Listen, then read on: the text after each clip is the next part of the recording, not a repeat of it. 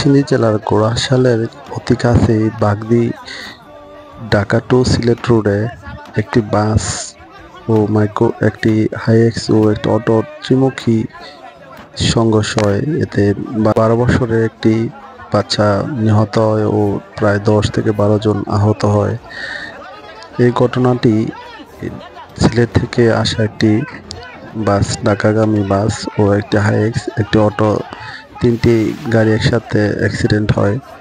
খুব ভয়াবহ অ্যাক্সিডেন্ট। দেখেন কি অবস্থা, যে একটা হাইএক্স দরজা কুড়াল দিয়ে কুপিয়ে তারপর ভেঙে লোকজন বের করতেছে, আর একটা অটো উল্টে একদম সব ছিন্ন বিচ্ছিন্ন হয়ে গেছে।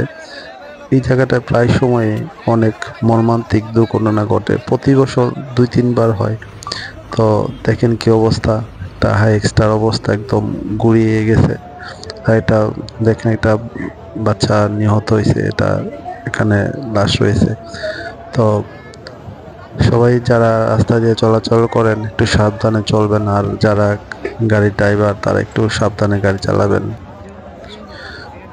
সময়ের চেয়ে জীবনের মূল্য অনেক বেশি। দেখেন কত মানুষ দেখতেছে, কি একটা অবস্থা, দেখেন কত মানুষ, হাজার হাজার মানুষ দেখতেছে। এটা আমাদের নরসিংদী জেলার কোড়াশালের চাহালের বিল বা বাগদি নামক স্থানে দুর্ঘটনাটি ঘটে। কি অবস্থা দেখেন, একটা গাড়ি হাইএক্স একদম ঘুরিয়ে গেছে, একটা অটো উল্টে রয়েছে। তো সবাই ভালো থাকবেন। আসসালামু আলাইকুম।